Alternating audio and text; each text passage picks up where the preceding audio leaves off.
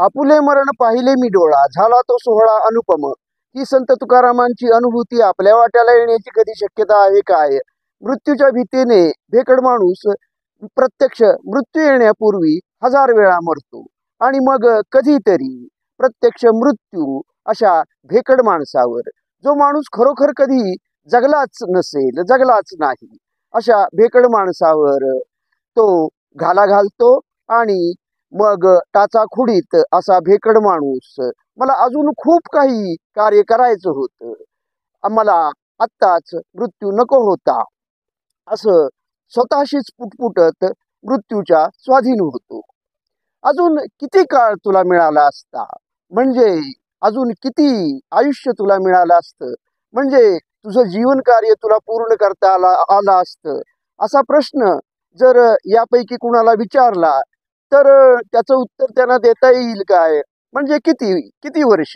50 वर्ष, 75 वर्ष, 100 वर्ष, एवढं आयुष्य मिळाल्यानंतरही आपणाला आपलं जीवन कार्य पूर्ण करता आलेलं नाही, असं म्हणणाऱ्या या माणसाला अजून किती वर्ष आयुष्य मिळायला हवं होतं? संत ज्ञानेश्वर 21व्या वर्षीच आपलं जीवन कार्य पूर्ण करून जातात. आणि अनेक महापुरुष त्यांना आपलं जीवन कार्य पूर्ण करण्यासाठी मृत्यूची अडचण आली नाही की मिळालेलं आयुष्य अपुरं पडलं नाही, आपणाला मात्र ते अपुरं पडतं. महापुरुषांना हे अलौकिक पुरुष होते, महापुरुष होते, असं म्हणून आपण त्यांना देवाऱ्यात बसवतो, त्यांची पूजा करतो, त्यांच्या जयंत्या साजऱ्या करतो, त्यांच्या पुण्यतिथ्या साजऱ्या करतो.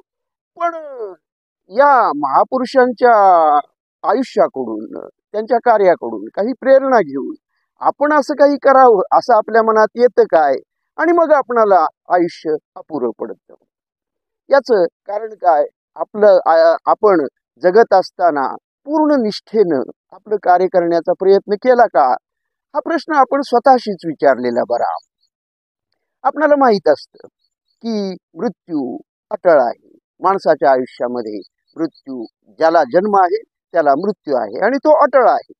कधीतरी हे शरीर गळून पडणार आहे. झाडाची पानं जीर्ण होऊन गळून पडतात, त्याप्रमाणे हे शरीर सुद्धा जीर्ण होऊन कधीतरी गळून पडणार आहे. हे आपणाला माहीत असतं, सैद्धांतिक दृष्ट्या आपणाला ते माहीत असतं. आणि आपणाला हेही माहीत असतं की वासांसी जीर्णानी यथा विहाय, हा भगवद्गीतेतील श्लोक सुद्धा आपणाला पाठ असतो. धार्मिक लोकांना तर तो निश्चितच पाठ असतो. आणि काही वेळा तर संपूर्ण गीता सुद्धा धार्मिक लोकांना पाठ असते आणि त्याचा अर्थही माहीत असतो. श्लोकाचा अर्थ, वासांसी जीर्णानी या श्लोकाचा अर्थ, ज्याप्रमाणे आपण जीर्ण झालेली जुनी वस्त्र टाकून देतो त्याप्रमाणे आणि नवीन वस्त्र परिधान करतो, त्याप्रमाणेच आत्मा सुद्धा जीर्ण झालेलं जुनं शरीर टाकून देतो आणि नवीन शरीर धारण करतो. आत्मा अमर आहे हे आपणाला माहीत असतं, सैद्धांतिक दृष्ट्या माहीत असतं आणि श्लोकाचा अर्थ माहीत असतो. पण आपण त्याच्यावर चिंतनही केलेलं असतं. पण तरी सुद्धा प्रत्यक्ष मृत्यूला सामोरं जात असताना आपण घाबरतो. मृत्यूला आपण सगळेच घाबरतो, मी सुद्धा घाबरतो. आणि याचं कारण काय? कदाचित असं तर नसेल की आपणाला या श्लोकाचा किंवा श्लोकात जे काही सांगितलेले आहे त्याचा साक्षात्कार झालेला नसतो. आणि असा साक्षात्कार आपणाला का झालेला नसतो? आपण त्याचं चिंतन तर केलेलं असतं, पण तरी सुद्धा त्याचा आपणाला साक्षात्कार झालेला नसतो. म्हणजे आपण ते अनुभवलेलं नसतं. आणि हे अनुभवलेलं नसतं कठीण आध्यात्मिक दृष्ट्या, तात्विक दृष्ट्या, तत्वज्ञानाच्या दृष्ट्या कठीण क्लिष्ट पद्धतीनेही आपण ते समजून घेतलेलं नसतं, अनुभवलेलं नसतं. आणि अत्यंत साध्या सोप्या भाषेत, साध्या सोप्या पद्धतीनं सुद्धा आपण जीवन अव्याहत आहे, जीवन चिरंतन आहे, ते कधीच नष्ट होत नाही. आणि ज्याप्रमाणे एक शरीर बदलून मी नावाचा कुणीतरी जो देहामध्ये आहे, तो मी फक्त शरीर बदलतो, रूप बदलतो, आकार बदलतो, पण तो कधीच नष्ट होत नाही. हे आपण साध्या सोप्या पद्धतीने सुद्धा समजून घेण्याचा कधी प्रयत्न केलेला नसतो, त्याचा अनुभव घेतलेला नसतो. साधं निसर्ग चक्र जरी आपण समजून घेतलं, त्याचा अनुभव घेतला, तरी सुद्धा हे समजणं खूप सोपं आहे. झाडाची पानं, फळं, फुलं ज्याप्रमाणे सुकतात आणखी नंतर ती गळून पडतात, मातीमध्ये मिसळतात आणि ही कुजतात, यांच्यावर अ, अ, मातीमधील कीटक, किडे, मुंग्या आणि कीटक यांच्यावर स्वतःचं पोषण करून घेतात. ते जगतात. त्यांच्या रूपानं खरं तर झाड ही जिवंत असतं. झाडाची पानं जिवंत असतात. हे कीटक जगतात आणि तेही नंतर कधीतरी मरण पावतात, मातीमध्ये मिसळतात आणि या मातीमधूनच नंतर नवीन वनस्पती उगवतात. या वनस्पतींना प्राणी खातात, माणूस खातो आणि माणसं, प्राणी एकमेकांना खातात.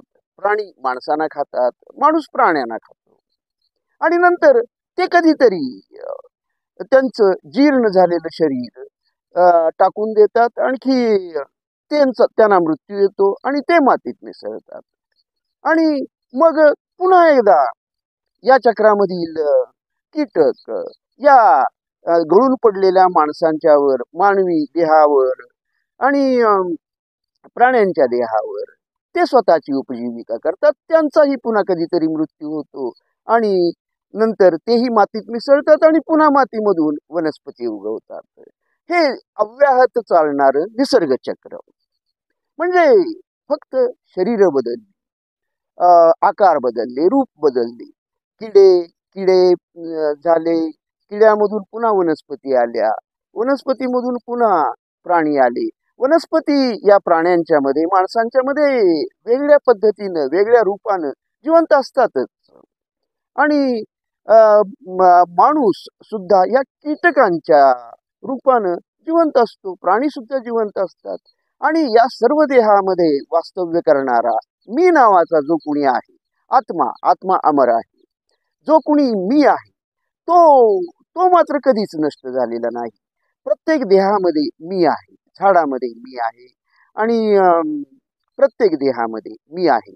जोपर्यंत मी असं स्वतःला म्हणणारा कुणीतरी देहामध्ये, वेगवेगळ्या देहामध्ये, रूपामध्ये, आकारामध्ये आहे, अस्तित्वात आहे, तोवर मला कधीच मृत्यू येत नाही, मी कधीच नष्ट होत नाही. हे अगदी निसर्गचक्र जरी समजून घेतलं तरी सुद्धा आपणाला हा जीवनाच्या अव्याहत असण्याचा साक्षात्कार होऊ शकेल आणि आपणाला मग माझे मरण पाहिले मी डोळा, झाला तो सोहळा अनुपम, ही संत तुकारामांची अनुभूती, हा साक्षात्कार येणं सहजासहजी शक्यही होईल. आपणा सर्वांनाच आत्म्याच्या अमरत्वाची अनुभूती यावी, आत्म्याच्या अमरत्वाचा साक्षात्कार व्हावा, हीच सदिच्छा. धन्यवाद.